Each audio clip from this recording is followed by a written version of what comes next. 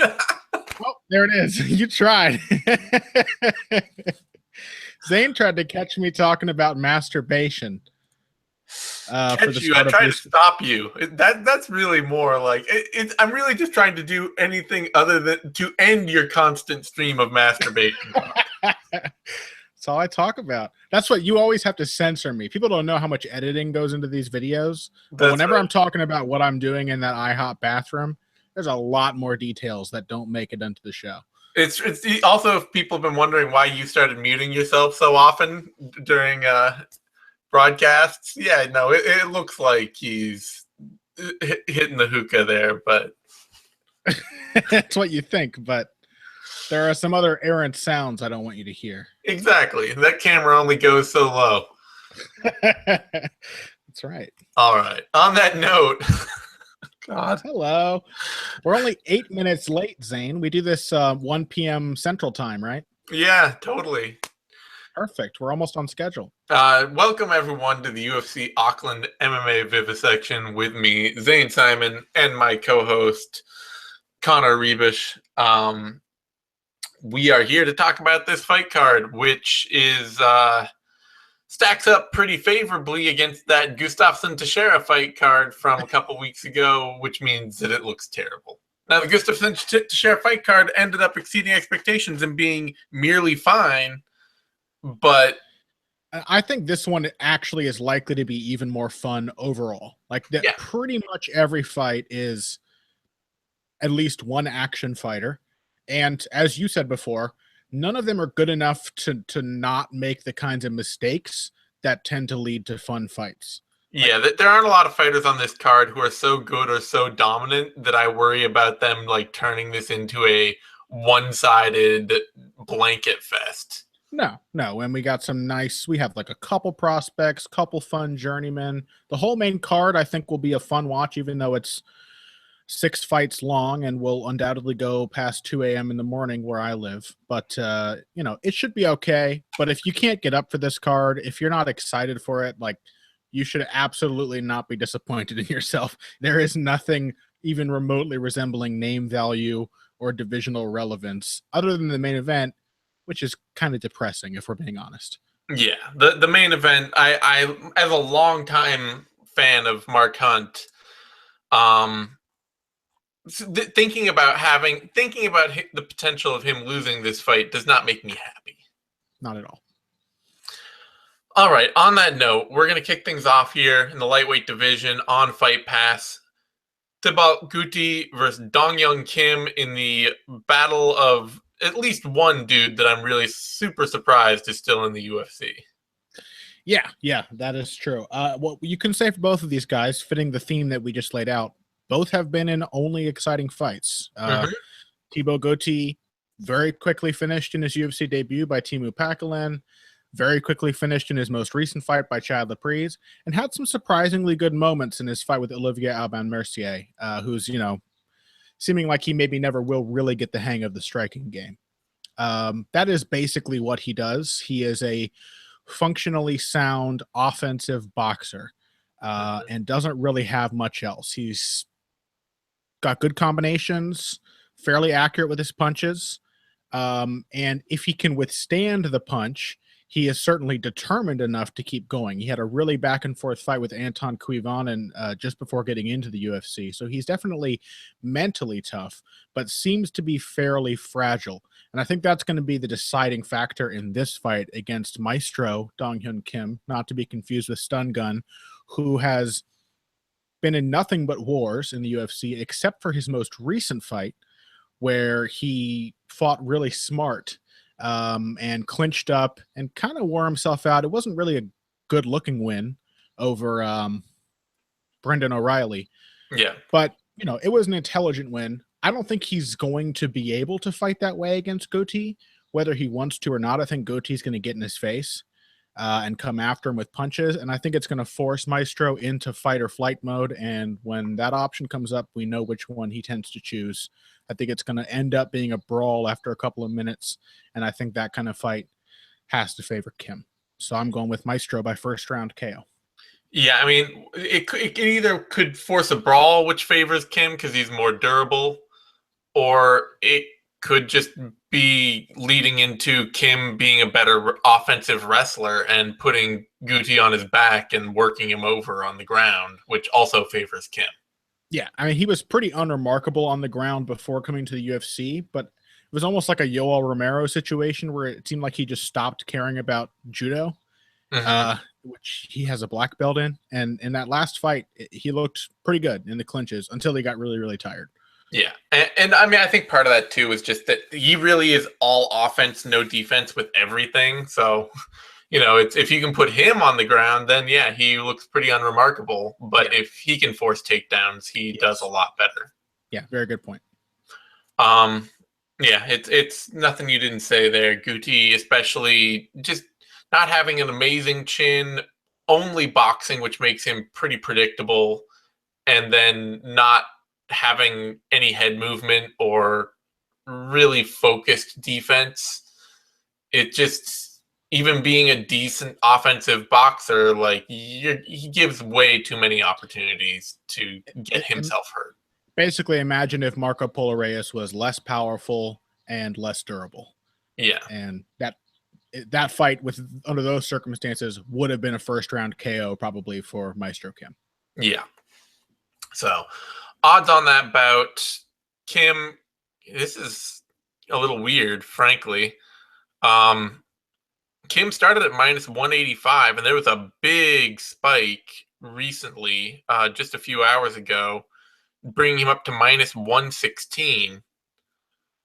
And Gouti, I don't know how to pronounce that. It's Gouti. Yeah, I think it's Gouti. Gouti started at plus 145, and he's had a couple of big drops that now bring him to minus 108. So these odds are trending at even in a fight that, I mean it's not that far from even because Kim is very hittable. Who knows when that wear and tear will catch up to him. It does make me a little suspicious, though, because Kim seems like a fairly easy favorite. And I don't know, Zane, with suspicious, especially because of the whole Taihun Bong. I was just gonna bring that up, right? With the last time a big odds jump happened in a fight that didn't make sense, we now have evidence to suggest that the fix was in. Yeah, and that Bong then didn't take the fix. He didn't take the dive that he was supposed to. Yeah, we know that, but it's weird to see that jump in what would have otherwise been, I think, pretty correct odds at minus 185 plus 145. Sure. So that is a fight to watch because that's a strange odds jump, especially for an early prelim against two guys who really have there's no reason for there to be a lot of heavy betting on that fight.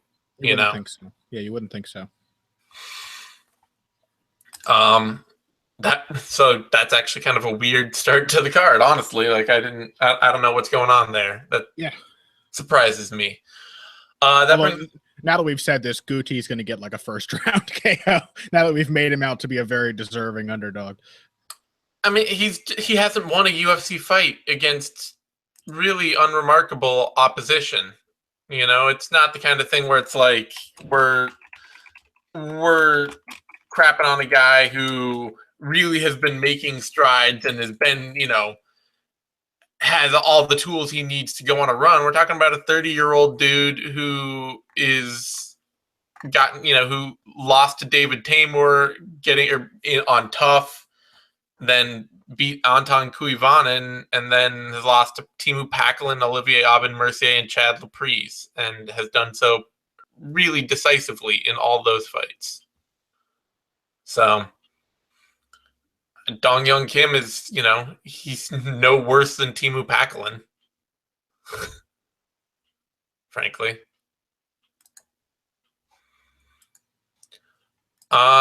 Yeah, that brings us to a women's strawweight bout, JJ Aldrich versus Chan Mi Jeon. I don't know what the hell the UFC was thinking throwing Aldrich in with Juliana Lima for her debut. I don't understand what goes on with Juliana Lima's career in general. She's barely clinging to a UFC ranking, despite her only losses being to Carla Esparza, Joanna Jędrzejczyk, and Katja Kinkanpa. And then they throw her every two green interesting prospect they dig up, and she just coasts on them because she's way better than most of her division.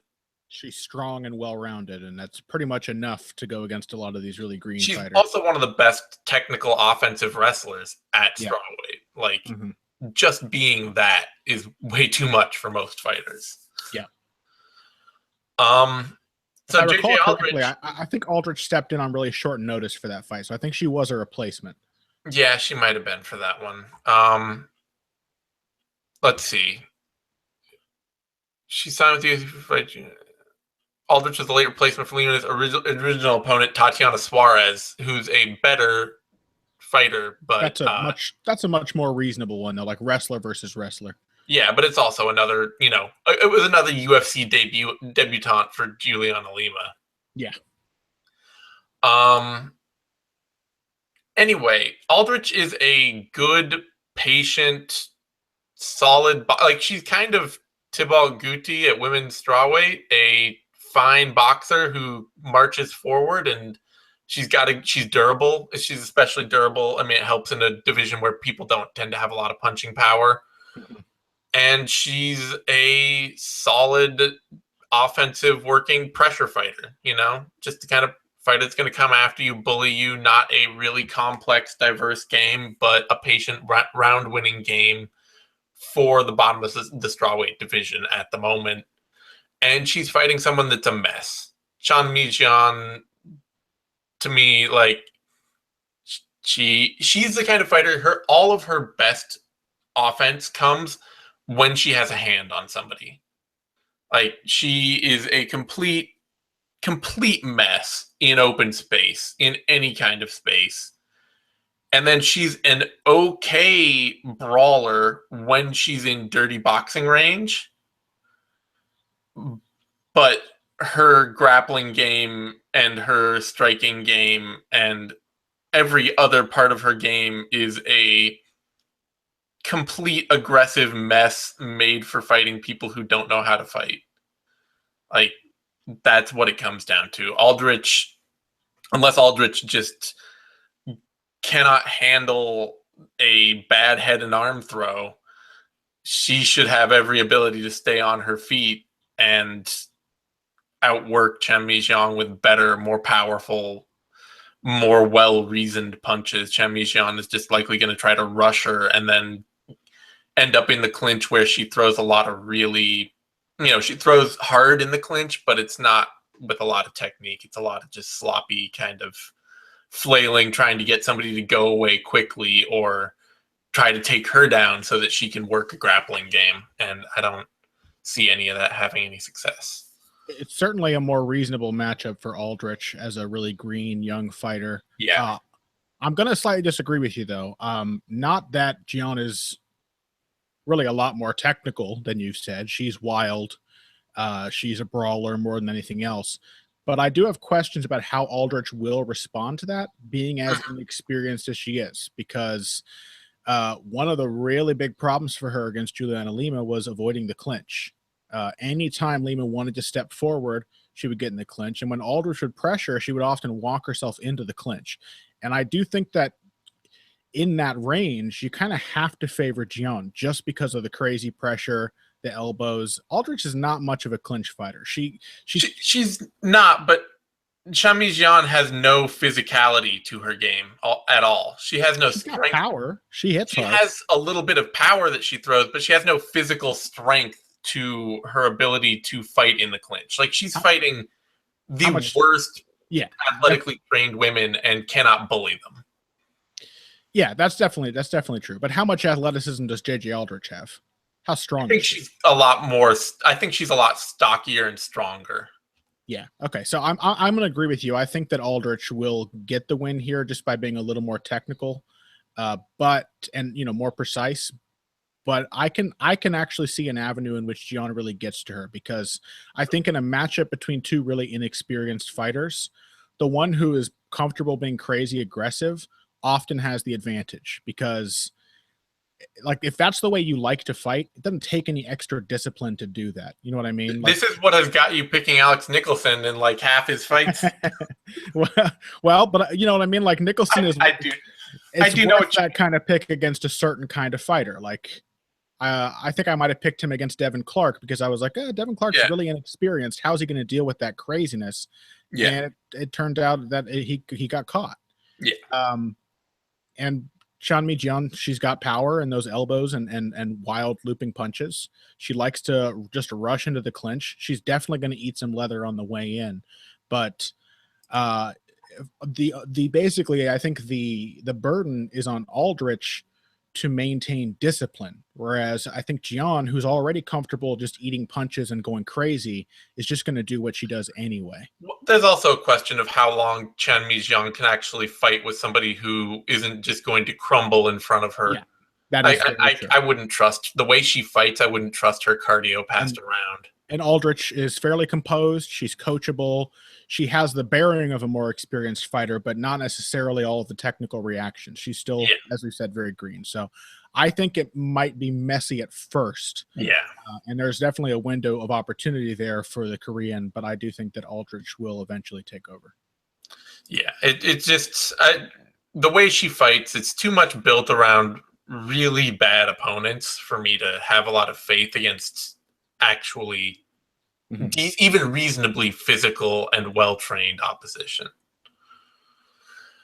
Jeon is a underdog right now, opening at plus 135 and dropping really quickly up to the rising really quickly up to the plus 190 range. She's at plus 183 right now.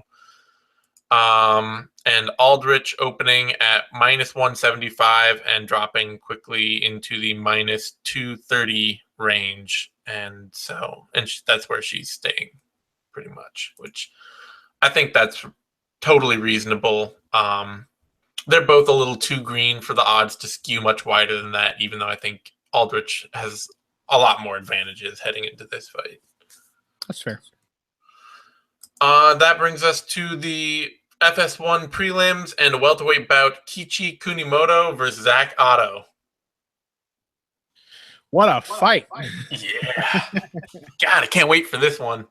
Kiichi Kunimoto, I had basically forgotten how absurd his 3-fight winning streak in the UFC was.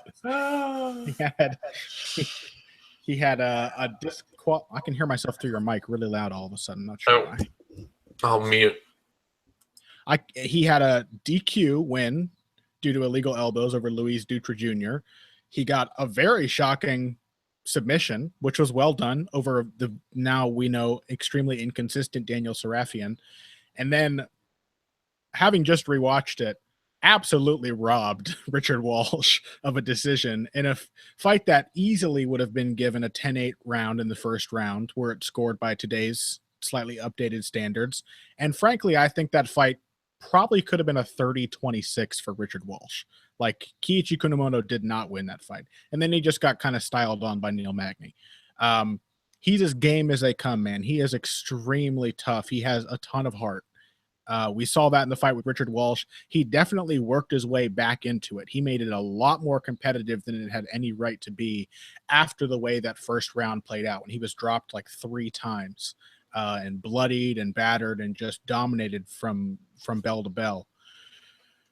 But I'm not sure how much that will count against just a much more technical and well-rounded fighter in Zach Ottow, who, honestly, his close losing effort to Sergio Moraes inspires 3 times as much confidence in me about his abilities than all 3 of Kiichi Kunimoto's UFC wins combined.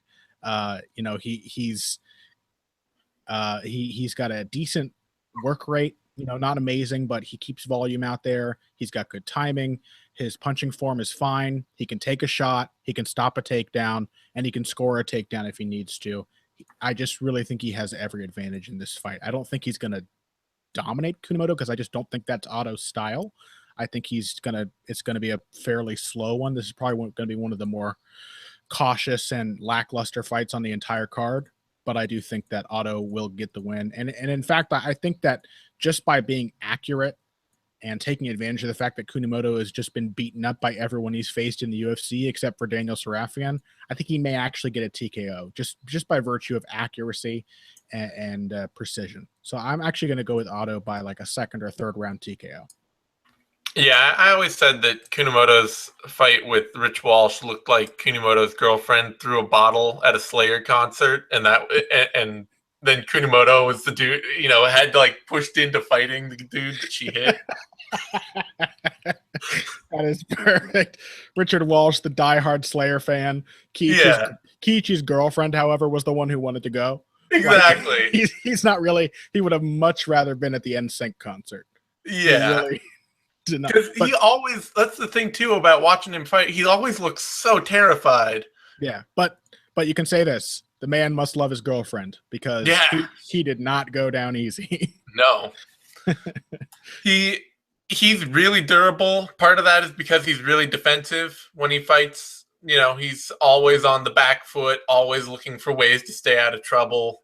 Mm-hmm. That helps a lot with durability when you're really looking hard not to get hit. And he's a lot stronger than you think he is. Yeah. In the clinch and in the wrestling exchanges. Like, that's very physical. That's the big thing, is that when it gets inside, he's actually a pretty powerful dude. And yeah, you can't deny the fact he sapped a lot of Walsh's strength by clinching with him through the second and third rounds. Still lost those rounds by my reckoning, but yeah. So Zach Ottow, he's a lot like Rich Walsh, honestly. I mean, the big difference is that he's much lighter on his feet. Rich Walsh is the definition of foot slow. Ottow's much lighter on his feet and a much better range puncher. Yeah, and I think I think maybe just because he doesn't throw so hard, but he's also seems to have much better conditioning as well. Walsh has basically slowed down dramatically after the first round of every UFC fight he's had. And Ottow fought 3 competitive rounds with Sergio Moraes at a decent clip and didn't seem to fade at all. Yeah. So you got to pick Ottow unless Kunimoto pulls out some other kind of weird minor miracle. I don't see Ottow losing this one. The big question would be Ottow's takedown defense isn't always great. And if Kunimoto can suck him into a bunch of draining wrestling exchanges, he could make this interesting, because Ottow doesn't fight at a high pace and can get kind of sucked into some less than brilliant fights because of it. But that's not something I would bet on. Kunimoto is the original Volkan Oezdemir. Yeah. No. High praise. He's not. He's not even that good. Is that what you're saying? Yeah, no, he's not Volkan Oezdemir good. He doesn't have the athleticism or the idea of of like range boxing. Oezdemir is not a brilliant fighter. You give Kiichi Kunimoto Henry Hooft, and he would be Volkan Oezdemir Jr. All he needs is better training. It's true. Kunimoto opening at plus 180 is now up to plus 263. Ottow opening at minus 260 is now at minus 333. I mean, I wouldn't pick Kunimoto here, but those odds are skewing a little wide given Zach Ottow's own career highlights. Like, he's the kind of dude that fights everyone, is going to fight everyone close that he doesn't knock out. He is not a dominating round winner, so I don't think that he should be quite as wide as he is in this fight, but I wouldn't pick against him. No, not in my life. But he's like a born spoiler. He just kind of makes people look not good without ever really looking great himself. It's true. All right, after that, we've got a welterweight bout. Luke Jumeau, or Jumeau, I think. I heard it on the New Zealand broadcast of one of his fights, and it's either Jumeau or Jumeau. I think in Australia it's Luke Jumeau is what it is. It's like a much more like a much less accented French way of pronouncing it. It's like, no, it's Jumeau. It's like it's like if Jumeau was a French city and then they named a city in Indiana after it. Yeah. And that's how they pronounce it. Yeah. Jumeau. Luke Jumeau versus Dominique Steele. This is really a test of Steele's ability to show up and win a fight to me, basically. Like, Jumeau is kind of like the beta version of Dom Steele, where he's got a bunch of power. He doesn't always he doesn't always pace himself well, or he fights in weird little bursts and then a lot of inactivity. And he can be a bad defensive wrestler. Jumeau is he's a bad defensive wrestler and grappler. Dom has all these same habits and traits, but he's got a much larger variety of offensive striking. He's a lot better at controlling and timing his bursts of offense and putting those together. He's busier, and he's a better offensive wrestler. And he's freakishly strong too. He's freakish. I think both these guys are probably a little freakishly strong, but Steele is much better at working with that and making it count in fights. Yeah, because frankly, he's not actually a great wrestler, but he gets pretty much everyone he fights down when he wants to. And Jumeau is a terrible wrestler. Yeah. And is patient to a fault. Like Vic Gruzic was doing some work on him before he just kind of got crumpled at some point. He actually nailed Jumeau with a right hand and got clipped on the back of the head with a slapping left hook and just got knocked out. Yeah. Steele, as long as Steele pushes a wrestling game, he has this fight in the bag. That's really all there is to it. If he just decides to sit and say, let's see who trades the most punches and who gets knocked out first, he probably still wins that fight. But that's the worst way he could fight an opponent he has every opportunity to beat. Yeah, Steele's a pretty solid fighter. I thought he had a case to win both of his last two fights. I thought he beat Court McGee. Yeah, I thought so too. And I thought he had a decent case against Danny Roberts. He definitely made it close. He hurt Roberts off the bat, and it was kind of a knockdown, drag-out brawl with a guy who doesn't like that kind of fight. And that's kind of Steele's style. He is like a striking, heavy grinder. And really, the only big knock on him, the big flaw, is that he has a history of getting flash KO'd in the first minute of the first round. All of his losses have been first round knockouts that have been very sudden and out of nowhere. But it's once he gets used to what it feels like to be hit, he seems to take shots okay. He's definitely got heart. He doesn't seem to be that fragile after the first round. Yeah, it's kind of like he gets surprised early, and then once the fight gets going, he has a better feel for everything that's coming at him. And I think there is also a neurological component to that. I think there is actually some biological mechanism that makes you most likely to get knocked out when you're cold. And that seems to affect Steele more than it does even, the average fighter. But, he's, I think, coming into his prime right now. He's 29 years old. He debuted in 2011. I think he's really hitting his stride. Even with those two losses in his last two fights, I thought he had two really credible performances against Danny Roberts and Court McGee, and then a really impressive win over Maestro Kim. And the fight before that, I just think, as you said, he's just kind of a better version, more variety, better defense. His head movement has really come along in recent fights. He's not nearly as easy to hit as he used to be. And I don't think you'll have much trouble seeing Jumeau's punches coming, especially because those punches are pretty much just a right hand. When Jumeau is leading, it's basically just variations on the overhand right, and not many variations. And, Steele, it also is worth noting that Steele is by far the most experienced fighter Jumeau's ever fought. He has twice as many fights as Jumeau's most experienced opponent, if not more. So, yeah, I like Steele to win here. I mean, Jumeau's powerful. He's definitely got a chance in that early going because of Steele's history with that flash KO. But after that, first 2 minutes go by, I'd be very surprised if Steele didn't win this fight. Steele opened at -180. He's now -158. Jumeau opened at +140. He's now at +131. I don't really know why those odds are closing. I guess probably just because of Jumeau's run and Steele's recent losses, but there's nothing in the tape. There's nothing that would suggest that Jumeau has better than a puncher's chance of winning this fight. Yeah, I mean, I can't really fault bettors for not having a ton of faith in Dominique Steele. It's not like a name that demands respect, but no, he's solid. I think he's very well rounded, and will probably. I think he should be decently favored here. Yeah, that brings us to a. Well, let's see. Actually, are there any props on that? Because that seems like a fight headed probably for a knockout. Yeah, sure. Steele inside the distance is plus 315. Fight does not go to decision is plus 120. Under 2.5 rounds is minus 170.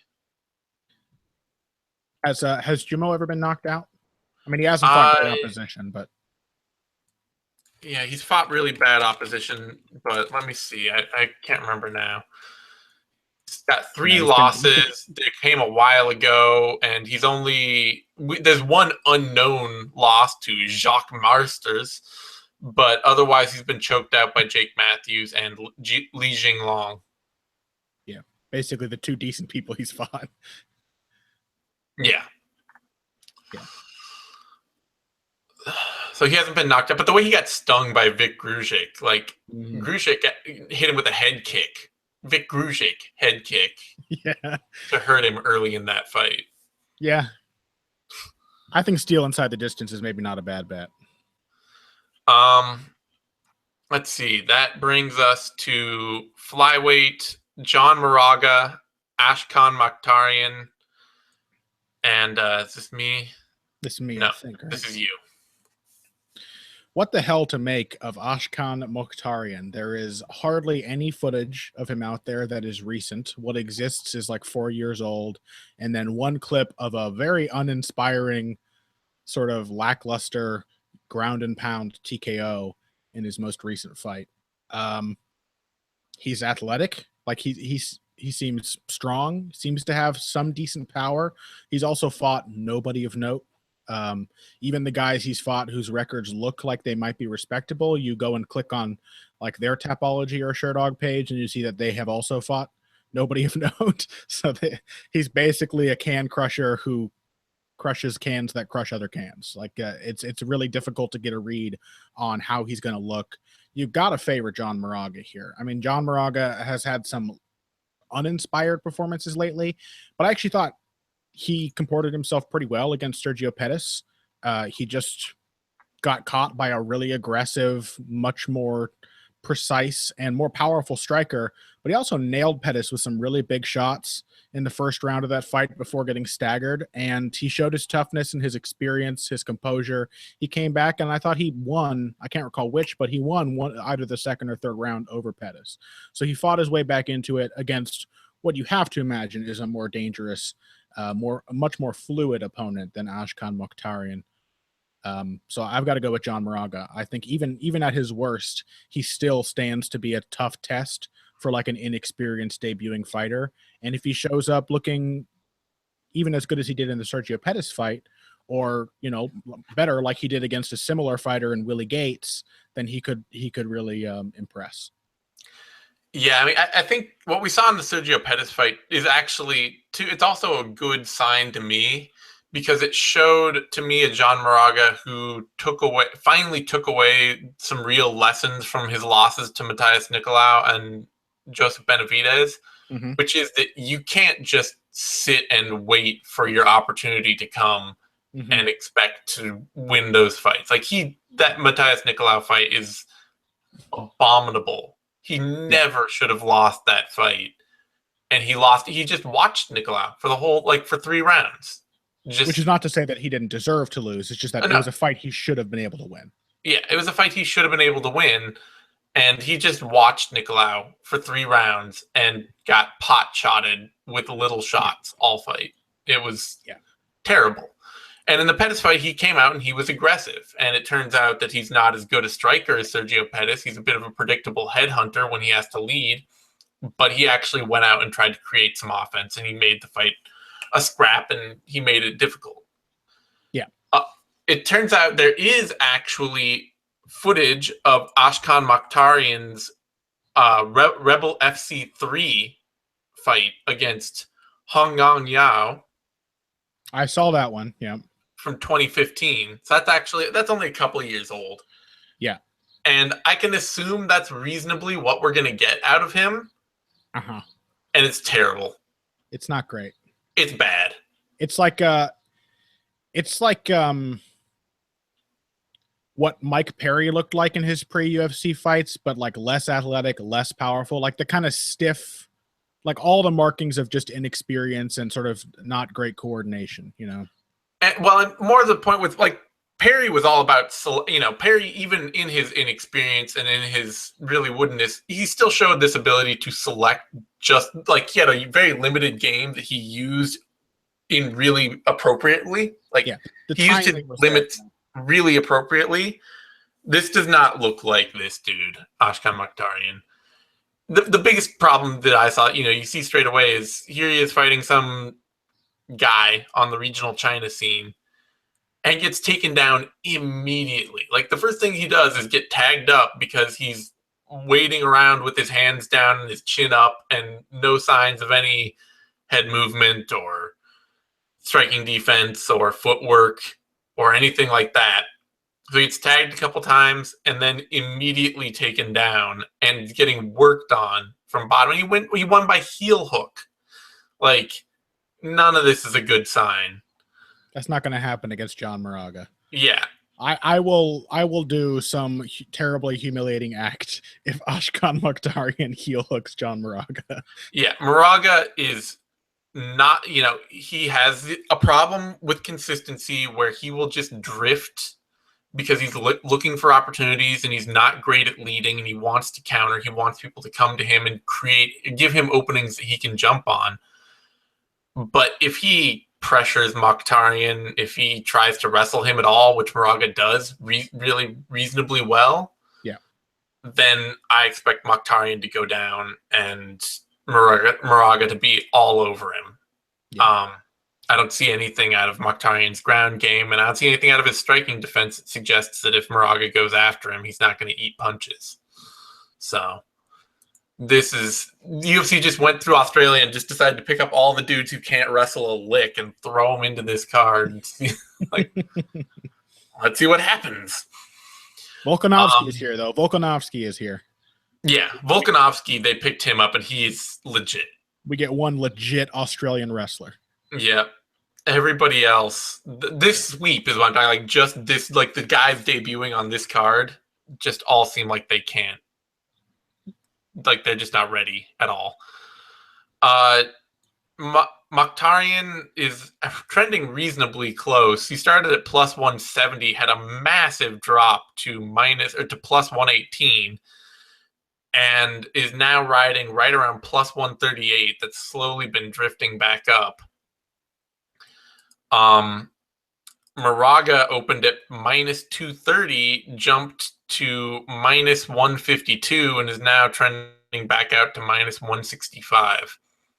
I'm not sure why those lines closed. Like this was a couple days ago that they had this jump and have been slowly trending away from it. So it's not quite the same weirdness as the Dong Young Kim Thibault Gouti line, but in this one, you could say like maybe local fans are placing bets. We can't explain the Thibault Gouti bets, but no, this line is more like people looking at John. This has smacks of people looking at John Moraga's record and seeing this dude as a heavy hitter. Like John Moraga's been losing fights lately, and they're like, I bet this guy's got a better chance. I bet he's going to come in and show something exciting. It does not look likely. So I would absolutely assume that John Moraga wins this fight, likely by submission. Yeah, that's my pick as well, by the way. I went for submission as well. Yeah. Let's see. Moraga inside the distance. Let's see. Moraga inside the distance is plus 200. But it's flyweight, so... Yeah. Honestly, just Moraga at favorite odds is not bad.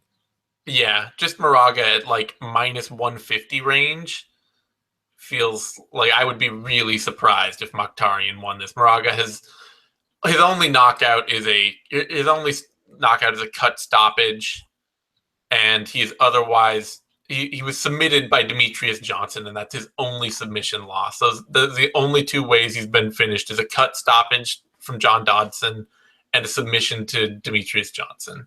Yeah, he's a tough dude. So he should absolutely win this fight. That brings us now to he'll probably lose. It's just I get that it's always the fights like that where it's gonna be like, man, he's gonna eat it and we're gonna look like assholes. It's just Moraga like suddenly fell out of his prime very rapidly, and he's just gonna get knocked out in the first 30 seconds. Mokhtarian's gonna have his hands down, and his chin out, and he's gonna walk in with like one lazy right hook and knock him out. And you're like, what the hell? Oh well. All right. That brings us to a lightweight bout. Damien Brown, Vinc Pichel, and I think it is Vince. Is it Vince? Yeah, despite lacking the E and making no sense, I believe it is Vince Pichel. Yeah, okay. Vinc Pichel. Damien Brown, Vinc Pichel. This is a fight that if it weren't for, I don't know. There are a couple ways I'm feeling about this. It's a good fight. It's a good fight to match Pichel up with coming back. Yeah. I'm not sure that Pichel's game translates well enough to the developments of the sport since he left to win fights. An aggressive top control, an aggressive ground and pound finisher who doesn't actually have great ground and pound, or he has good ground and pound, but he doesn't have great wrestling, and who gets by on just being hyper aggressive and going after people. Yeah. It's not a style that works that well anymore. Yeah. Doesn't translate that well, especially not at lower weight classes. And then he's had a bunch of time off, so I have no clue if that's changed, if he's worse, if he's rusty, if, he had a long injury. I can't remember now what it was. I think it's a shoulder problems, maybe. He had an injury that took him a year off after the suplex KO to Rustam Khabilov. And then he came back, looked pretty good in 2 UFC events, but now it's been over 3 years since his last fight. Yeah, he had like a shoulder injury or something. I can't remember. I talked to him about it. He hit me up on Twitter. I was asking about it or something not long ago, and I believe it was a shoulder injury. The thing is that this is a guy who finished always by TKO, KO into the second round, and then he hits the UFC and his KOs go away, and not even you're facing Garrett Whiteley, against underwhelming athletes who are just reasonably well put together. And I don't feel like his style translates that well. I do think he's a much better athlete than Damien Brown, who is incredibly foot slow, and not just incredibly foot slow, but also he's a good grappler, but he's a half step behind in grappling exchanges just because he's not fast at all. Yeah. So he scrambles well and he mixes it up and he's tough and he's hard to put away in scrambles, but then he is almost always losing those scrambles. The big thing for Brown, though, is that he's a much better striker with much more power, or with much more consistent power in his hands. He's got a lot of sneaky snap to his punches that people don't see coming because he is foot slow and he doesn't look like a great athlete. So on the one hand, I feel like Pichel might just come out and throw him down and ride out a win and ground and pound him for 3 rounds. And on the other hand, Brown's sneaky boxing and power could come into play.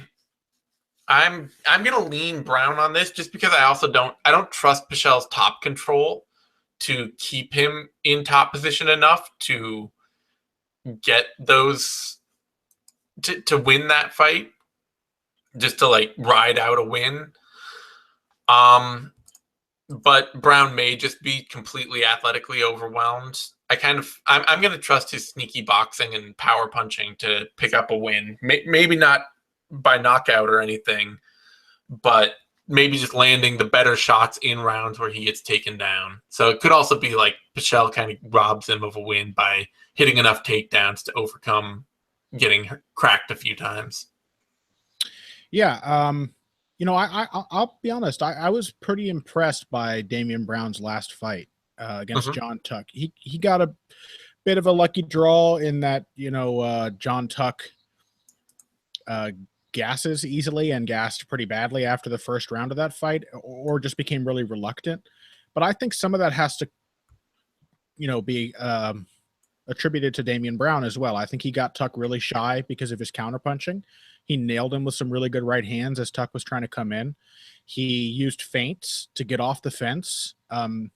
His footwork looked a little better, still not very quick on the feet, but putting himself in position to use what speed he does have, which is in his hands. He's got pretty quick combination punching, pretty good timing. He's accurate and, sneaky. He throws from angles. He's a comfortable combination puncher. And, and also the other thing, too, that pleased me about that fight is that Damien Brown has also been a guy who I have seen him before expend way too much energy in the first round and slow down badly as the fight wears on. And that wasn't really a problem in that fight. He won the last 2 rounds. That's how he won the fight, is he won it down the stretch. And survived a really rough end of the first round. He did well in the first round and then got knocked down and lost the round on one big punch. So, I'm with you. Pichel is a good athlete. He's big. He's strong. He's kind of like Dominique Steele, not a great wrestler, but tends to get people down because he is so powerful. And he's got some pop in his hands as well, especially when he gets somebody on the ground. But I think he's going to struggle to really control Damien Brown and keep him in a certain position. Like Brown was very, very competent against a black belt in John Tuck, escaping bad positions and getting back to his feet. And I think the hand speed, the accuracy, and the volume are going to be to his advantage. And then, of course, the fact that Pichel has not fought in over 3 years. Damien Brown had a fight, as recently as November. So you got to imagine that he is, he still knows, it's still fresh in his mind what it feels like to go in there and fight. And, the other thing I liked about that Tuck fight is that Damien Brown was having a good time. And he's a fun fighter when he's enjoying himself. Like, even though he got bloodied up, he was having fun, mixing it up, being creative. I think that is to his advantage. So, I got to go with Damien Brown by decision. There is every chance, like I say, that Pichel just comes out and just like throws him to the ground and sits on him and lands a bunch of punches just by being just bigger and more powerful than what Brown is able to deal with. Yeah. But I can't bet on that with Pichel. Like I say, Pichel, even when he's been able to do that, he's rarely been able to control someone, and he hasn't been able to finish them at the UFC level. Yeah, he had a hard time controlling Garrett Whiteley, who was really largely content to grapple with him. I think Damien Brown is not going to be content to stay on his back. Odds on that fight, Brown is the slight favorite, opening at plus 110, dropping way down to minus 152, and then bouncing back up into the minus 110 range, now out to minus 120. And let's see, Pichel opening at minus 150, jumping up to plus 123, and dropping back down to minus 110, now minus 103. So a lot of early play in these odds, but that's I have no real problem with that. I think Brown probably should be favored just by being the active fighter, but it's not like he's a world beater. No, he's not a world beater. Pichel is definitely a better athlete. And I will, regardless of our picks, be rooting for Pichel, however, if he once again has Sugarfoot Pete Cunningham in his corner. Because I learned that while studying tape for these fights, that Pete Cunningham was one of his coaches. And I love those old school kickboxers showing up in MMA. Definitely. All right, that brings us to the main card now. A featherweight bout, Alexander Volkanovski versus Mizuto Hirota.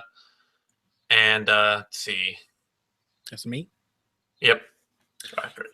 I love Mizuto Hirota, man. He is one of my favorite journeyman fighters, and I feel bad that he has this fight because I think it's a rough one for him. Hirota is extremely tough. He's just unbelievably durable, which, you find out in every fight because he's also extremely hittable. which is going to be a problem against Volkanovski. He does have a good boxing game as far as offense and footwork are concerned. He finds angles. He flashes a nice sort of flicker jab.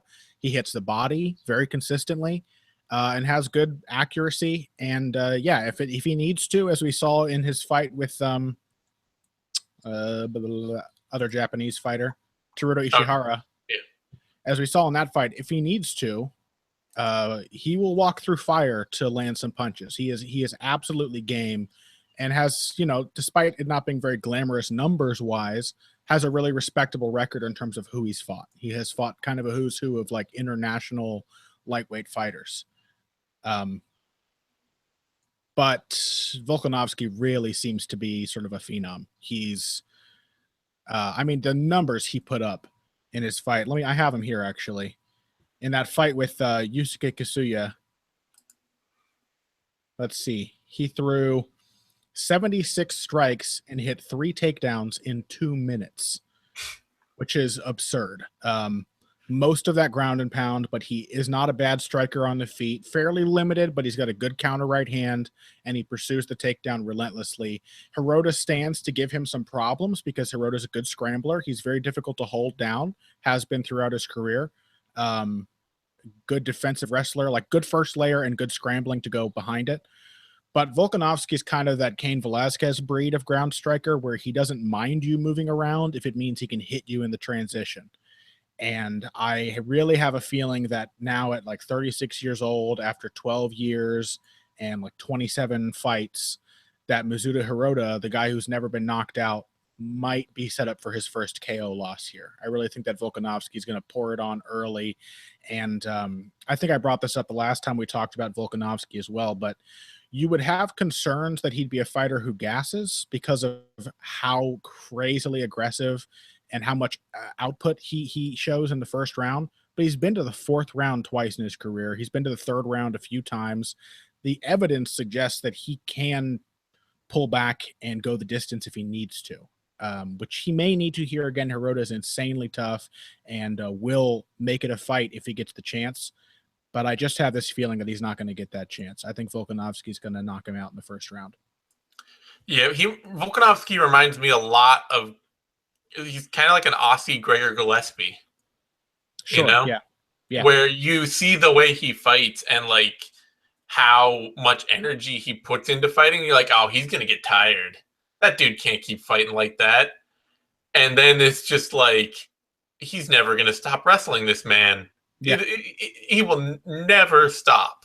Tireless wrestlers. Yeah, I really think like Cain Velasquez is a good comparison. And while the stamina is not quite as impressive at featherweight as it is at heavyweight, it's still incredibly impressive because, again, 76 punches, 3 takedowns in 2 minutes in his last fight. That is like an unheard of output. Yeah, and so, yeah, I agree. I think for Hirota, it kind of sucks for him in that he's facing somebody who fights with a very similar style, like a similar base style. Hirota's a slicker boxer, better combination puncher, but has the same, it's somebody who has the same desire to like march in with punches, turn that into a takedown, and then turn that into top control. And it's somebody who's just a lot more of an athlete than him. And who's in the wrestling where Hirota, Hirota's a very willing wrestler and wants to be there. Volkanovski's frankly more technical. Like he's more dogged and more consistent with how he wrestles people and more athletic. Yeah. So you match all that up together, and then with like Volkanovski's ground and pound is just fantastic. Like you cannot say enough good things about the power with which he hits people while keeping control on the ground. Yeah, I mean, you could raise some questions about the fact that he did have to take Kasuya down 3 times in those 2 minutes. But again, I think it's because he'll get into half guard and just posture up and punch and stand and stay over you and punch and then just drag you down when you think you've gotten back to your feet. It's all about like letting you move so he can pick his shots while and Kasuya, this is a reminder too, Kasuya's a lightweight and a much better athlete than Mizuto Hirota when it comes to natural explosive athleticism.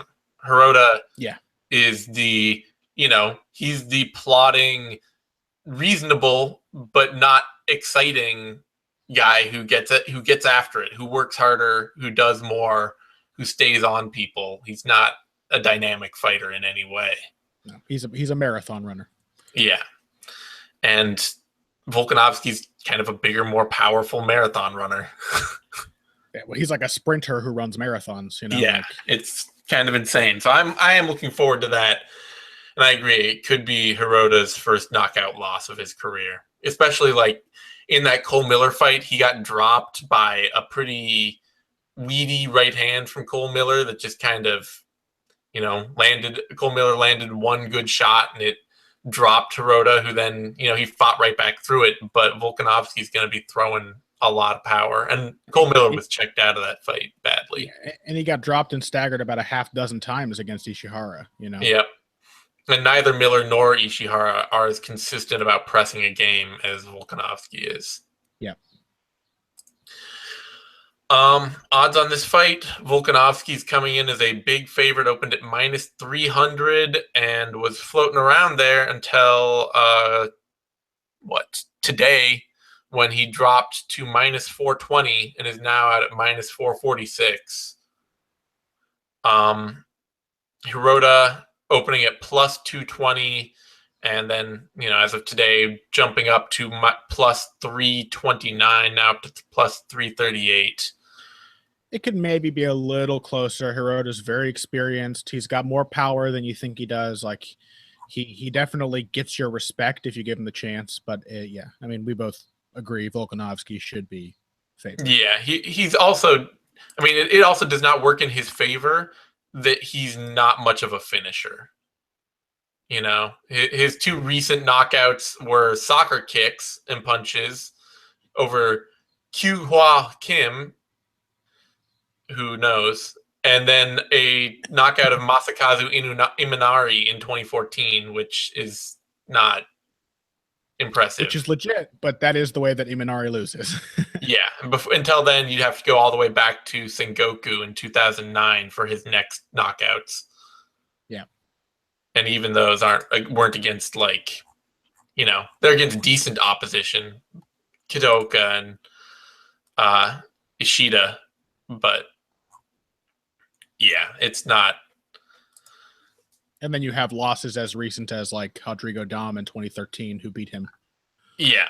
And granted, it was Dom back when he still remembered that he could move forward and throw the right hand. But, even so, it's not the fact that he's lost to Hani Yaya and Pat Healy as well, he's very able to be out-bullied, Yeah. So yeah, I think it's a good fight for Volkanovski. It's a good setup. I think it's a good next step. It's a veteran who's really tough and who knows how to get after it, who knows how to win rounds, and who will give him a hard fight, but also probably isn't athletically on his level. Mm-hmm. Well, isn't athletically on his level, and probably just should be beatable. Just a super game veteran. I think it's the right move for a guy that how old is Volkanovski? He doesn't have a ton of time. He's 28 though, so you give him one or two. He's 28, and he only started in 2012. So yeah, you give him one or two reasonable steps up before you throw him in with the top 15. Yeah, that brings us now to a flyweight bout. Tim Elliott, Ben Nguyen. Elliott taking this fight on slightly short notice after who was originally scheduled. Joseph Benavidez was set to fight Ben Nguyen, which means Ben Nguyen gets a slight break. And Tim Elliott takes a very good short notice opportunity for him. Yeah. Nguyen is a superb athlete, has great power, is a confident and tricky striker. He throws from a lot of odd angles. He's not the best combination striker in the world, but he catches people with unusual strikes coming in. He's dynamic. He's fast. He hits hard. Legit knockout artist at flyweight.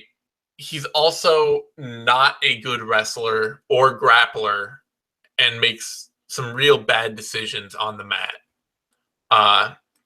when, it's not like he doesn't have some craft and some tricks in his game for that. He submitted Ryan Benoit. If you give him a chance to hit a submission, Nguyen can hit submissions. He's not incapable of being a submission fighter, but he's not a consistent wrestler or grappler at all, especially just in the initial defense of takedowns. And that should make this consistent work, pretty straightforward work for Tim Elliott. He can approach this fight a lot like he did the Louis Smolka fight, of just go out there, get takedowns, stay, keep the fight fast, try to tire Nguyen out. The big question for Smolka is that he's not, or not for Smolka, for Elliott, is that he doesn't have an infinite gas tank. He fights tirelessly, but he gets tired. And Nguyen is a much better athlete than Smolka in terms of his explosive power. So if Elliott fades as the fight goes on and Nguyen can stay fresh somehow, then Nguyen will have chances late. But I think that Elliott's wrestling game is going to be too much for him. So I'd take Tim Elliott by decision. Yeah, actually, having just had a second to think about it, I think Tim Elliott might actually be a worse fight for Nguyen than Joe Benavidez would have been. Even though Benavidez is, of course, the staple number 2 guy in the division, I think he is starting to slow down. Mm-hmm. And while he's a solid wrestler, he probably would have done a lot of striking with Nguyen for sustained periods of time. And Nguyen's got creativity and accuracy and volume and power.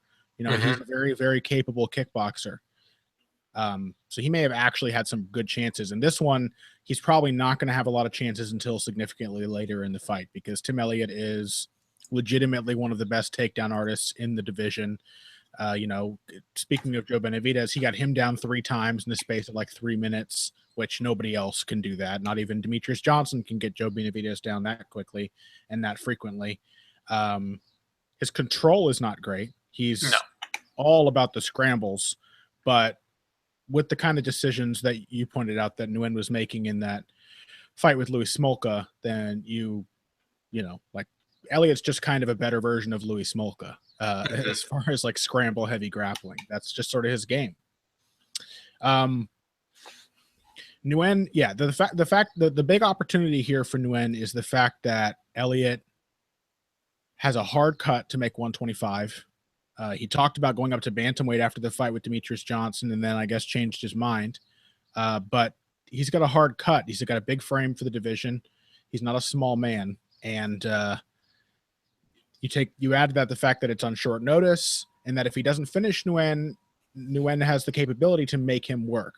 Then Nguyen definitely has chances. He threw a lot of punches at a very consistent rate in his fight with Jeon Herrera. 90 punches every single round, basically 90 punches and kicks. And he can worsen Elliott's condition because he does throw a surprisingly high rate to the body and legs. He wears people down. I think he throws, on average in his UFC fights, he's thrown 32% of the significant strikes he's landed have landed to the body and legs, which is pretty remarkably high. Most fighters in MMA do not approach those numbers. So there are opportunities there for Nguyen. The creative footwork, and who knows, maybe he will have worked on his defensive wrestling after the Smolka fight. And he definitely didn't have too much trouble stopping the takedowns of Herrera. But yeah, Herrera is not nearly as good a wrestler, though. Right. Herrera is, in fact, a bad wrestler.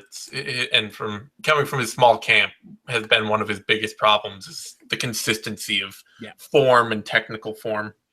Agreed. And again, Elliott is one of the best takedown artists in the whole division. He's, so you have, I think it'll be a fun fight. You have 2 guys who have borrowed different elements of sort of the Dominic Cruz style.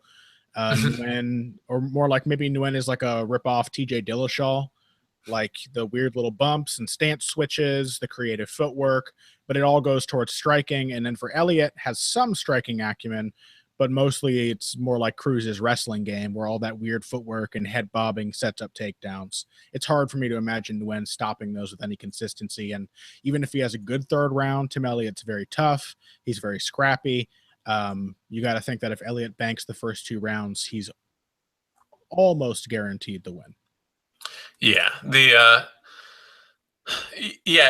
it'll be.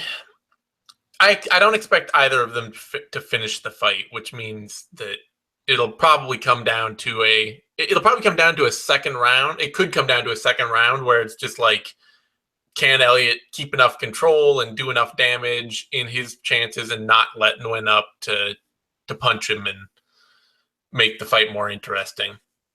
So I would definitely lean Elliott heavily. Odds on this seem about right, all things considered. Elliott opening at -150, dropping down to -231, now -215. Nguyen opening at +110, jumping up to +189, now +174. They could maybe get a little wider.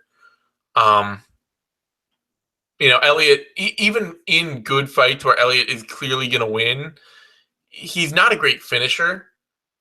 And he's, like we say, he's not great with control. So even like when I think it's a clear favorite fight for him, he's never the kind of fighter that I would just bank on, like, oh, he should, super dominant odds, no question, Tim Elliott all day, every day. It's like, no, he's going to make this fight a mess. So you're muted. Sorry, he's too scrappy for his own good. Yeah, he is, definitely. That brings us to light heavyweight bout. Ion Cutelaba versus Henrique de Silva. The Hulk versus Frankenstein. Frank Waston Jr. Frank Waston Jr. Connor, I believe you have the honor. It's going to be bonkers, man. It's going to be fucking bonkers. Two dudes who do not like to back up, and I don't think either of them will decide to do that.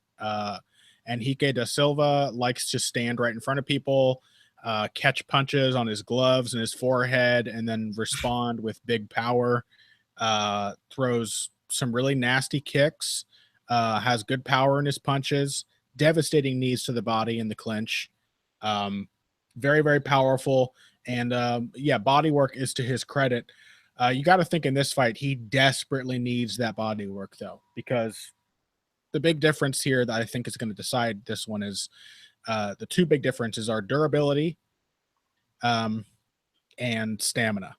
And Henrique de Silva does not have the stamina. He has gassed out like halfway through the first round in all three of his UFC fights, and they've been competitive. The last one against Jordan Johnson was the least so, but he's still super dangerous even when he's tired, but a lot less consistent and more hittable. And he's also, in those first two UFC fights, got really badly hurt, so he can't take a punch, I don't think, quite as well as Cutelaba can, who took the best offerings of Jared Cannonier, who's a very powerful puncher, and Misha Serkinov, who's got very respectable power, and Jonathan Wilson, an athletic power puncher as well. No problems. He's young, he's in good shape, he can take a shot. And while his technical striking needs, his technique needs a lot of polishing still, he is aggressive. And that's really all he needs here, I think, is just to push the pace and survive for the first round. And I think he's going to have, a fairly easy time, especially I think if he uses his wrestling to get Henrique de Silva down, because Cutelaba, like Volkanovski, has a sort of Velazquez-esque ground and pound game where he is very, very good at just nailing you with devastating shots while you are scrambling. And Henrique de Silva is an aggressive grappler, but as with the striking, the defense is not really there.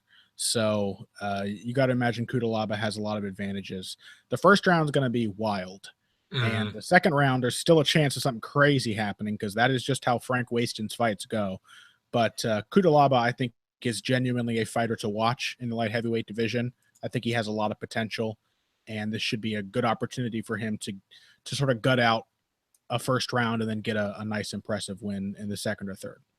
Yeah, the big thing for me with Cutelaba here in this fight is I think he got tired in his Jared Cannonier fight because that fight was fought at an impossible pace.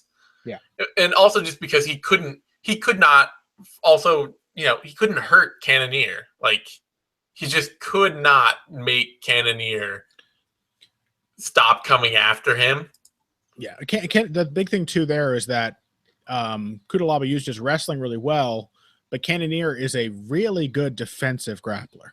Like Glover Teixeira had a nightmare of a time trying to get anything done with him on the ground, even though he got him to the ground for about 80% of that fight. And that is a very good jiu-jitsu black belt right there. It is just very difficult to make any headway inside Cannonier's guard. Yep.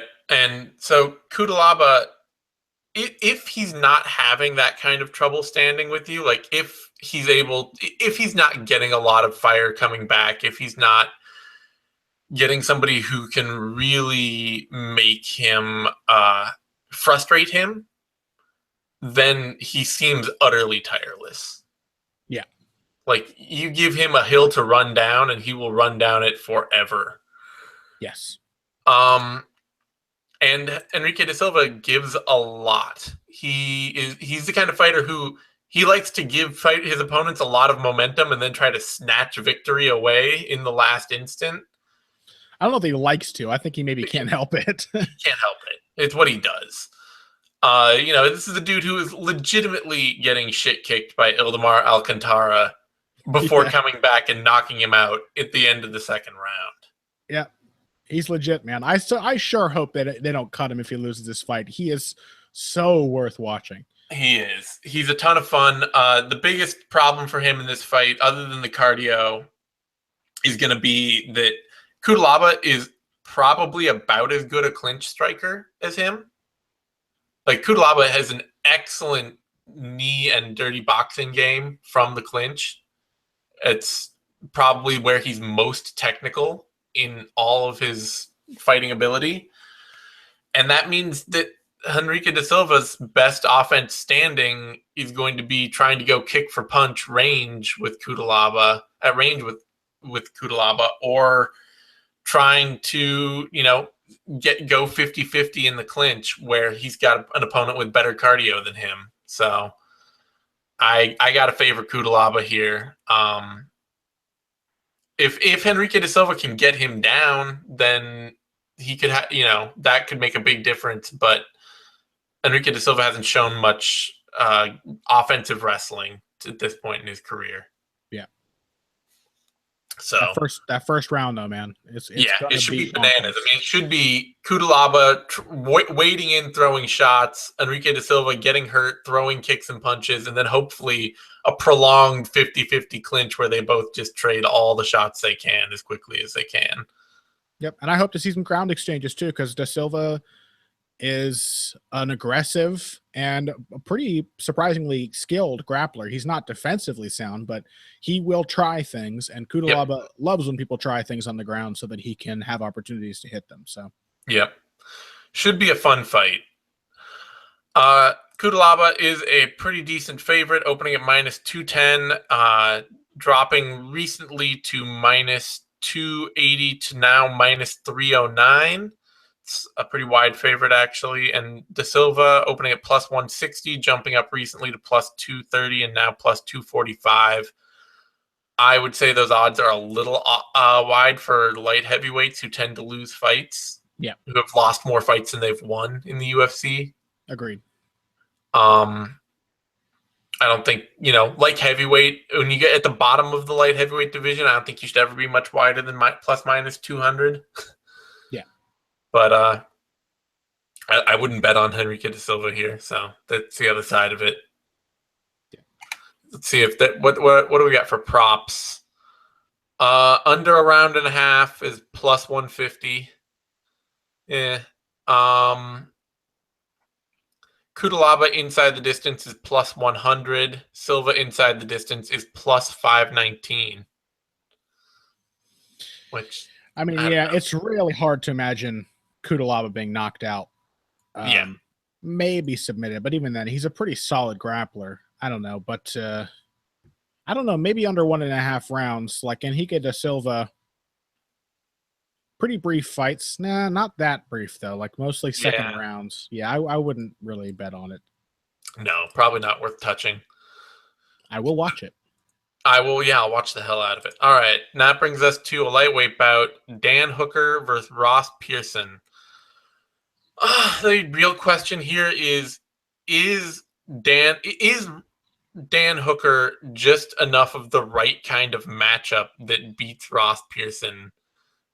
Because if so, that just means that the holes in Ross Pearson's game are a mile wide and unfixable. I know that you have some fondness for Dan Hooker's style. I feel like I don't even have a handle on his style anymore. He has been doing some weird shit in the cage since that first fight with Maximo Blanco. He's like to me the big question is like what style does Dan Hooker show up with? Is he going to be the come forward clinch striker, the Muay Thai guy, or like against Jason Knight he was like out fighting southpaw with low guard and high chin. I was like, what the hell is this? I have never seen him do that before, except he tried it against Yair Rodriguez with disastrous results. So yeah, I don't think he's at elevation anymore. So I have a feeling he's going to go back to his old style.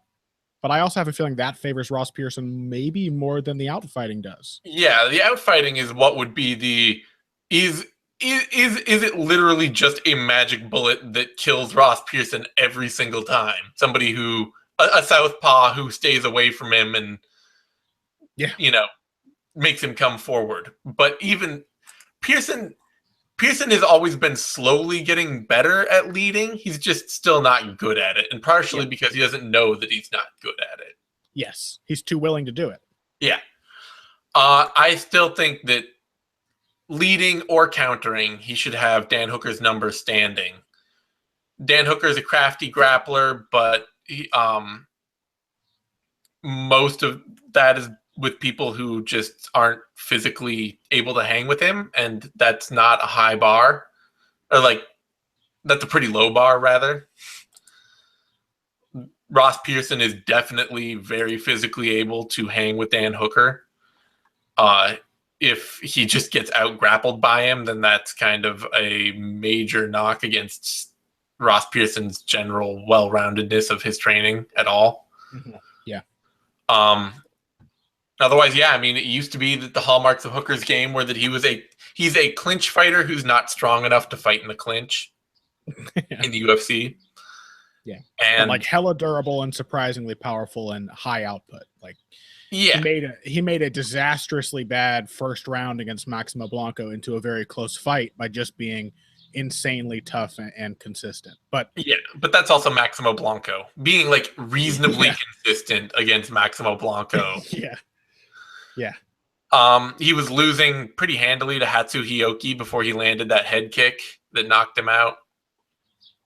And otherwise, he's lost to Yair Rodriguez and snapped a quick submission off Markadiva. And that's about it. So Ross Pearson, as long as Ross Pearson stays in his face, I mean, pressuring or countering, if Hooker shows up to go after Pearson, then Pearson has exactly the fight he wants, and it should work out well for him. And if he doesn't get the fight he wants, as long as he stays on Dan Hooker and doesn't get caught with something absurd, he should win. So I got Ross Pearson all the way here. Yeah, I think like it might be a better move for Dan Hooker to use the weird style that didn't work against Jason Knight, but also it looked like he was trying to wear somebody else's skin. Like he didn't look comfortable with that style. Yeah, his retreating footwork was not good. No, yeah, and like head way high, like he's just not good defensively, and him fighting from long range didn't really make that better. No. It just meant he didn't get to respond with all the offense he normally answers with. I mean, I feel like I don't know what to expect from Dan Hooker, and I feel like I know exactly what to expect from Ross Pearson. Like he's one of the most consistent fighters in the UFC, where if you don't engage, he's going to come after you, even though he shouldn't. And if you do engage, he's surprisingly good at boxing off the back foot. And either way, I think Hooker may just be not comfortable enough. He may ever find that style, but didn't seem like it was really right for him. So I think Pearson might be able to scrape out a close win by leading and chasing him around, just by being more active. And if Hooker does come after Pearson, he'll be more dangerous for sure, but Pearson's very tough, very durable, and pretty solid on the defense. And you got to imagine he's just going to feed Dan Hooker that jab and that counter left hook all night if Hooker comes after him. I do have a feeling that Hooker's going to return to that style. I don't think he's at team elevation anymore, and that seemed to be kind of the breeding ground for that weird approach. But like Ross Pearson goes in there. He's too willing to lead. He's good off the back foot. He's got good head movement. And these days he will try to surprise you with the occasional takedown. Just be a crafty veteran. I know exactly what to expect from him. I have no idea what to expect from Dan Hooker. That sounds like a recipe for, a pretty comfortable Ross Pearson win to me. Yep. On that note, Hooker's the favorite. He opened at -110, dropped down to -211, and has slowly been rising back up to -156. Pearson opened at -130, went straight up to +169, and has dropped slowly down to +130 now. I got to think that's all just record betting. I mean, yes. his fight against Stevie Ray, there was an argument that he won that. Oh, yeah. That was a close fight that he was in, and that's with Stevie Ray as a much better fighter off the back, retreating and circling away and countering Pearson as he chases than Hooker. He was super competitive in his fight with Will Brooks as well. Yeah, and then a welterweight bout against Jorge Masvidal should not be a knock against Ross Pearson. He did get Jorge Masvidal down 2 times in that fight. Yeah, which not many people do. No. And then otherwise, he beat Chad Laprise recently, and he lost to Francisco Trinaldo in like the highlight win of in like one of the highlight performances of Trinaldo's career, and then beat Paul Felder too. Like Paul Felder and Chad Laprise are much better fighters than Dan Hooker. Yeah. So I don't see a lot of sense in Hooker being the favorite here, especially coming off of his loss to Jason Knight, who just took his lunch money. Yeah. I'm with you. That brings us to Daniel Kelly versus Derrick Brunson, the co-main event. It's you. You get to talk about it. So you were going to say something along the lines of how sad it is to know that this is almost certainly Dad Bod Dan Kelly's ceiling. You don't feel that confident in Derrick Brunson? I mean, I'll talk about it in a minute, but okay. I'm excited for this fight. Dan Kelly is shockingly game in every single fight. It is insane that he has faced arguably substantially better competition since his knockout loss to Sam Alvey in almost every fight, and has won those when he did not even come close to beating Sam Alvey, which is just madness. He's also been extremely durable in all those fights. Sam Alvey is just the perfect right hook machine. Dan Kelly is super consistent in what he does. He has a good sense of distance. He's got good timing. He can take a shot, and he is just kind of relentless. He doesn't fight at such a pace that he can't keep it up, but he never lets you breathe for long enough that you get to forget about him and rest. And yeah, like just a hittable guy with decent, if very ugly offensive boxing. And, like very difficult to take down and control. I mean, Rashad Evans got some nasty surprises when he tied up with Kelly in the clinch, and Kelly scrambled out of takedowns attempts really well and countered with some throws and just kept himself like offensively viable enough to dissuade what should be the better wrestler from getting into that range. I do think at this point, Derrick Brunson has to be considered the better wrestler than Dan Kelly, and probably better than Rashad Evans at welterweight as well. Derrick Brunson took down Yoel Romero 3 times in their fight. He basically every fight in which Derrick Brunson hasn't blasted somebody out in the first round or been blasted out in the first round, he has taken his opponent down. And anytime he wins a decision, he takes his opponent down.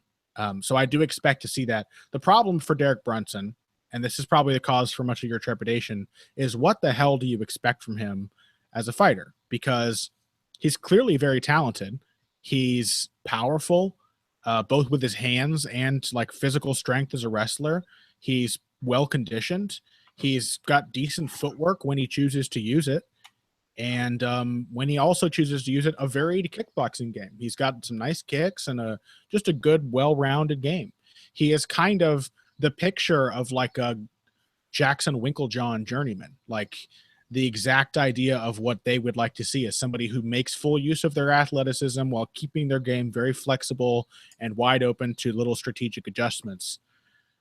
And yet, Derrick Brunson, for the last several years, has just been a goddamn maniac in his fights. He was a goddamn maniac for 4 fights in a row, all first-round knockouts, proves how dangerous he is, thought he could be a goddamn maniac against Robert Whittaker and got destroyed, and then was really afraid to be a goddamn maniac against Anderson Silva, which is probably the best time to be a goddamn maniac, is just to rush a fragile old Anderson Silva who, I mean, let's be honest, if the judges hadn't been dazzled by Silva's showboating and his sort of bullshitting, Derrick Brunson won that fight. He landed the better shots. He was just more effective throughout, but he also didn't do enough to take attention away from what Silva was doing to make it look like he was in control. And it's weird. Like, he suddenly became, he wasn't cautious about the counter punches of young Robert Whittaker, but he was terrified of the almost now non-existent counter punches of an old, broken down Anderson Silva. Doesn't make any sense to me. Some of this has to be attributed to the fact that I don't think he's been doing his camps at Jackson Winklejohn anymore. And it seems like that was probably the source for a lot of his success. I think he's been training at home in, I believe, North Carolina. And seems to be a lot less disciplined at that camp. I thought it was actually a step in the right direction against Anderson Silva, just a step too far. Like, it makes sense not to be so crazy that you just putting your chin out there and flying into counter punches at full speed. But it was just he was just took his foot off the gas a little bit too much. I have a feeling that Derrick Brunson now can no longer be riding high off of all those first-round knockout wins. He got taught a painful lesson by Robert Whittaker, and then he was pissed off because he lost a fight that probably should have been his to Anderson Silva, kind of by his own doing, by just not being impressive enough for the judges. So I have a feeling we'll see something more like what we saw from Brunson at Jackson Winklejohn. We'll see a more well-rounded approach.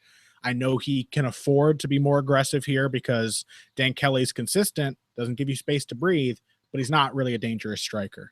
I mean, he's got respectable power, but just the fact that he's like as stiff as Dan Henderson does not make him Dan Henderson. He does not have that much power. And Brunson throughout his career has been fairly durable. It's just that, Robert Whittaker took his damn head off. And he ran right into the shots that took his damn head. I mean, Derrick Brunson. Robert Whittaker also had to sting him like 5 times to take his head off. Yeah. And Derrick Brunson just kept running into the shots. Yeah. So, I favor Derrick Brunson. I feel like this is a pretty clear ceiling for Dan Kelly. I just think like old Rashad Evans really doesn't compare to, young, hale Derrick Brunson. But the inconsistency of Derrick Brunson is a question mark. You have to wonder what Derrick Brunson will show up. But I have a feeling that even if like shit-eating maniac Derrick Brunson shows up, he could probably still make that work against Dan Kelly. Like, you kind of get the sense that if some of Dan Kelly's opponents had just gone after him and hit him on the chin really hard, they probably could have beaten him, because that's what Sam Alvey did. Yeah. But they just kind of let him stalk them and control them and pepper away. So yeah, so I wanted this fight the moment Dan Kelly beat Rashad Evans. I wanted him to get this fight because I think it's the perfect next step against a legit ranked opponent for him, in that it's somebody who is legitimately like, who's made a run, who has gone up the division, who is ranked, who is in their prime, who is relatively in their prime of their career, and who could actually lose to Dan Kelly if he fucks up bad enough. Like, it's not giving it's not giving him Robert Whittaker or Kelvin Gastelum or something like that where you're like, oh, okay. Yeah.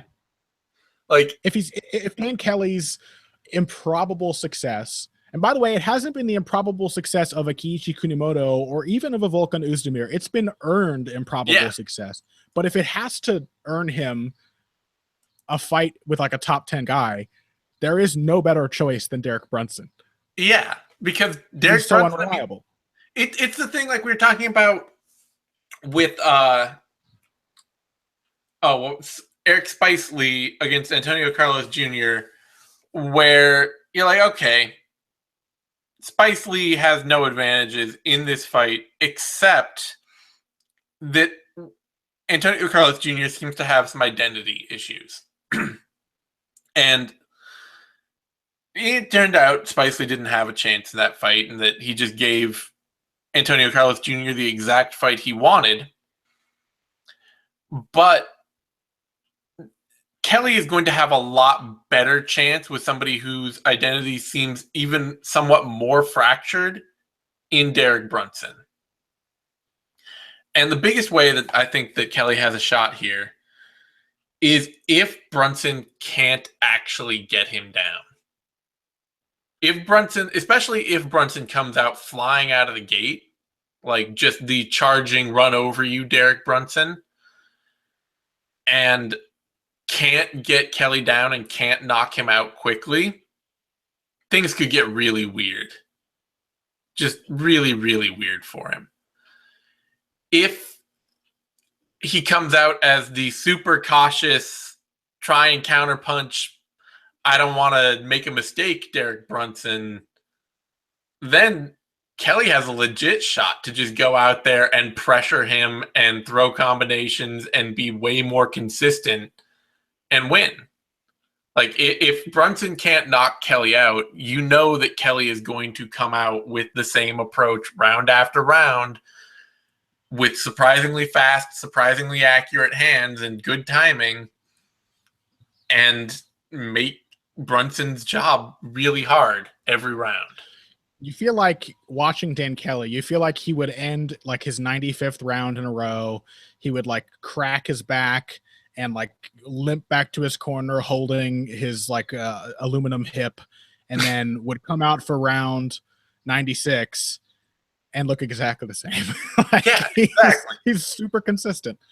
He's super consistent. He knows exactly how he wants to fight, and he applies it really well every round. And it turns out when you're tough as hell and you're not easy to take down, that actually makes you really hard to beat. Not easy to take down goes a hell of a long way in the middleweight division. It really does. Imagine if Chris Camozzi were not easy to take down. Yeah. He'd be he'd be a contender. He'd be a contender. He would. On that note, I'm picking Brunson. Well, partially, I'm picking Brunson because all the fun of rooting for Dan Kelly is based in picking against him. Like, the wins are fun because they're not supposed to happen. Exactly. Like, yeah. You get to enjoy every Dan Kelly win because you think you get to know this is not how this fight is supposed to go. Yeah. Brunson should be able to come out either just full force bully mode, swarm him and knock him out in the first round under a barrage of wrestle assisted strikes. Or he should be able to take the Lorenz Larkin route where he hangs back and is really defensive and then charges in quick bursts and then hangs back and is defensive again and just sort of switches modes one or the other to impose his athletic advantage and make that work. But if he can't wrestle Dan Kelly, if he can't swarm him early, this could get really strange. And just thinking about Dan Kelly fighting fills me with glee. It really does. I know this has to be the one middleweight that is like not a great fighter where everyone in the world can get on board with me, right? Yeah. I mean, absolutely. how can you not root for him? He looks so old. He does not. He looks like Dan Henderson's picture of Dorian Gray. Like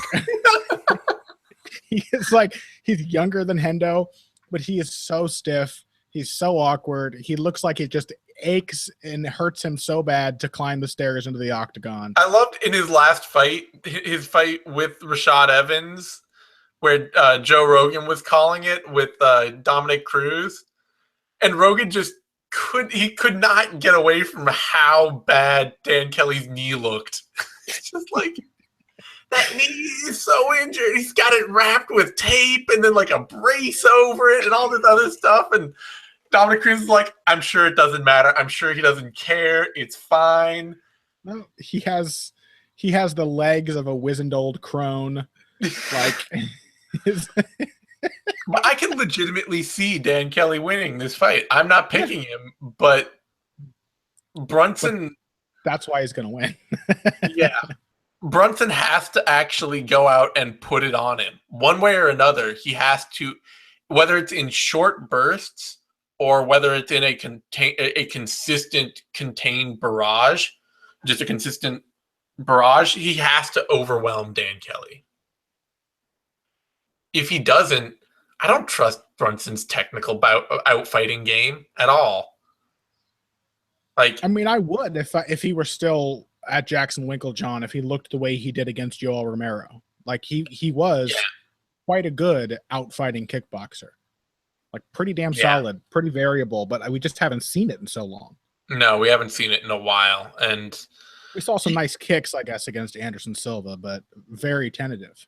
Yeah. So I'm picking Brunson, but, fingers crossed for Dan Kelly out here. And also, odds on this, Derek Brunson is the favorite, opening at minus 210, dropping out to minus 270, where he has stayed. And Daniel Kelly opening at plus 160, rising up to plus 222. Yeah, plus 160, rising up to plus 222, now at plus 218. Odds have stayed even after some initial adjustments. I mean, the odds are about right, frankly. I mean, they could be actually a little closer, honestly. I have faith. I know Brunson is a big, powerful athlete who can and should win this, but I don't have that much faith in him. Yeah, I'm with you. I will also be heartbroken if Brunson does do the Brunson thing and like knock Dan Kelly out in like 30 seconds. It'll be the saddest thing in the world, but Dan Kelly's, his march has already been longer than it ever should have been. Yeah, so. he's incredible. He is incredible. Beating Rashad Evans is like a retirement moment for Dan Kelly. Yeah. Like, you went out and beat a former UFC champion. Yeah, that's true. Even the Ladbrokes chip shop kick that he knocked Antonio Carlos Jr. out was a fucking retirement moment because it was so stupid and improbable. All right, that brings us to our main event: Derrick Lewis, Mark Hunt. I'm looking forward to this fight because I like both fighters and I like to see them fight. But I also have this sinking feeling that Mark Hunt is going to get knocked out and it's going to be over some nonsense. Because Mark Hunt is a much, much, much more technical fighter than Derrick Lewis. Mm-hmm. Like, Mark Hunt has footwork. Infinitely more technical fighter.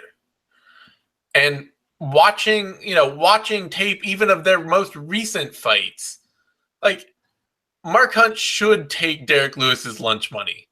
He should. He's patient moving into the clinch or moving into the pocket. He, throws probing strikes. He was throwing kicks in his last fight. He kicks like a horse. He was very, very competitive with Overeem before the knockout. Yeah, he has, he has sneaky power shots that he's able to lunge in with that you don't see coming because he hides them super well until the moment that they hit. He does not have the extra speed gear that he used to, though. He does not have the speed to really shock people with those power shots. Because it used to be that he would step in and he would hit those sneaky power shots that would hurt people, and it would get them looking and it would get them a little scared off. And then he'd come in with something that was 3 times faster and was just totally somebody who's already flinching at the power shot and something way quicker and from a different angle than they expected came in and cracked them and would knock them out. Yeah. I mean, it's not just power that made Mark Hunt such a knockout machine. It was the speed with which the speed change with which he could catch people by surprise. Yeah. He does not have that speed change anymore. The difference isn't huge. Like, it's also like with Mark Hunt's chin. Like, the difference isn't huge. He's not becoming Chuck Liddell. He can still take a shot. Yeah. But in the same way that now he is getting knocked out when that used to be an impossibility. Is with his speed, it's like you get that millisecond more to brace for the punch before it lands, and it really makes a difference. Yeah. That kind of stuff it makes a big difference in fights and for fighters. And he could absolutely knock Derrick Lewis out. Derrick Lewis has never been the guy who takes a punch as well as Mark Hunt. He also tends to be very flighty out at range. Like somebody brought, I think it was what's his name? The stat guy who doesn't work for us, not Paul Gift, but the other guy on Twitter. Fightnomics Reed. Yeah. Reed brought up Derrick Lewis has only been hit with power from distance 4 times in his UFC career. No one wants to wade in there, man. And one of those dropped him. That hook kick, the sweet chin music from Sean. Yeah, from Sean Jordan. But that's it. He tends to stay flighty out at range. He tends to he doesn't want, especially lately, he doesn't want to get in and mix it up with people. He wants to kick and he wants to stay outside and circle a lot. He will probably end up either out of frustration or because he gets tagged, he'll end up in a brawl with Mark Hunt. And he's less likely to land the power shot that gets the knockout. But I get this feeling that Mark Hunt's going to get knocked out here. Well, Derrick Lewis still has that explosive speed. He still has that speed change. The way he covers distance with the right hand is pretty terrifying. Especially because compared to Mark Hunt, he is such a lumbering, slow behemoth. Derrick Lewis looks incredibly unathletic. He's not. He is athletic, but he doesn't even bend his knees when he's fighting. He just stands around and just walks around the cage. But man, when he gets at the angle or the right distance he wants, he covers that gap really, really quickly. He can explode like crazy. And yeah, it's the fact that he doesn't do it often that makes it effective. And it's as horrible as he looked in the fight with Travis Brown. And we can be honest, he looked really, really bad. It did still mark out the thing that we have been talking about for a while, which is the big improvement.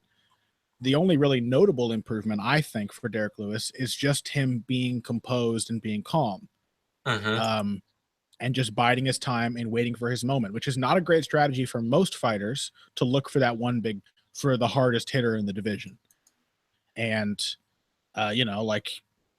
getting hit with the same body kick 19 times in a row and never figuring out how to defend it and essentially relying on Travis Brown to make the mistake of coming in and trying to follow up with punches doesn't seem like a viable strategy. But if you can't finish Derrick Lewis, the more time you spend in there with him is just more time for him to land that one perfect shot. And he, more than any other heavyweight in a division where this is kind of the rule, more than any other, it really just takes one shot from Derrick Lewis. Can I share with you my horrible vision of how I see this fight playing out?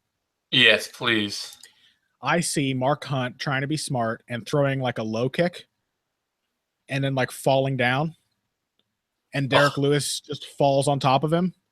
And even though Derrick Lewis is probably the worst technical grappler Mark Hunt has fought, and he's done a remarkably good job of staving off technical grapplers, he's going to be the only guy that Mark Hunt can't power his way out from underneath. And Derrick Lewis is going to hit him on the ground. I think that will happen. Or I don't know that it will, but I just have this nightmare vision as a big fan of Mark Hunt that's what's going to happen. What I hope happens is that Mark Hunt stays really tactical. He angles around Derrick Lewis as much as he can, and he hammers the goddamn body. I hope he just throws straight right hands to the body over and over and over again, because Derrick Lewis, first dude they really even try to hit him in the body, in Travis Brown, had a ton of success. And I'm sorry, Derrick. Derrick Lewis looked like King Hippo out there, man. Covering the body. He was just covering the belly button. Like he was begging Travis Brown. I mean, it was concrete proof of what is always said. And I can vouch for this. It's happened to me in sparring. But like, if you get hit in the body and you get hit on an organ that really hurts, you will gladly take a shot to the head instead of getting hit to the body again. But I have never seen it demonstrated that dramatically by an elite professional fighter. It just, like, it goes to show how much Derrick Lewis really banks on just being a reasonably calm, insanely powerful guy. Yep. That's enough, man. That's heavyweight. Yeah, I have this. It's absolutely a winnable fight for Mark Hunt. In every single way, he is more technically skilled than Derrick Lewis. And he may, in fact, still be more durable, but he is not as surprising as Derrick Lewis with the power and speed. And Mark Hunt, being more durable, has not saved him from lesser punchers in his recent fights. And Derrick Lewis, man, like a stepping knee as Mark Hunt comes in low, or a head kick, or just a bomb of a right hand. He's not going to be pretty. He's not going to be graceful, but he will surprise Mark Hunt at points in the fight. And if it lands right, then I don't think anyone in the world can take those punches. Yeah, that's my feeling as well. So this is it's a gut pick for both of us against our heart, which is weird because it's not a head pick. There's no like brain, like, let's think through carefully exactly the science of how they fight, because the science, thinking through it logically, it's all Mark Hunt, all of it. Yeah. I mean, there's a size and a reach advantage for Derrick Lewis, but like that's not unusual for Mark working Hunt. Against that his whole career. Yeah, it's just a gut instinct that says Derrick Lewis is going to finish this thing. Yeah. Odds on it: Derrick Lewis opened at -175, now to -136. Mark Hunt opened at +135, dropped as low as -102, moving back up to +112 now. I'm fine with that. Yeah, it's heavyweight. Two dudes who Lewis never having had the chin, Mark Hunt having a more breakable chin, and who both hit with extreme amounts of power. So it can't get too narrow. It can only get too wide. Yeah, basically. I agree. All right. Any props on that? Fight goes to decision is +450. No. Fight starts round 2 is -155. No. Fight starts round 3 +158. Fight starts round 4 +259. Fight starts round 5 +365. Lewis wins by KO. TKO is +124. Hunt wins by KO. TKO is +139. Nah. And everything else outside of that is just not even worth considering. Yeah, the problem is that all of those bets are perfectly reasonable. Yep. And you need to have like one or two bets that are perfectly reasonable to make a bet. Yeah. All right. On that note, you can find me on Twitter at TheZaneTime. You can find Connor on Twitter at BoxingBush. You can find both of us over at BloodyElbow.com in our respective roles. Give this video a like over on YouTube. That's the thumbs up thing. And subscribe to our YouTube channel, MMANation.com, DOTCOM. That's where you get all the latest Bloody Elbow shows, videos, news, analysis, all that good stuff we do week in, week out. We'll be back next week for UFC Fight Night Singapore with Holm versus Correa, and we'll have If I Did It, Care Don't Care, Knuckle Up, Heavy Hands, Vivisection, 6th Round, all our good stuff. So tune in for that, and we will see you soon. Thanks, everyone. Bye.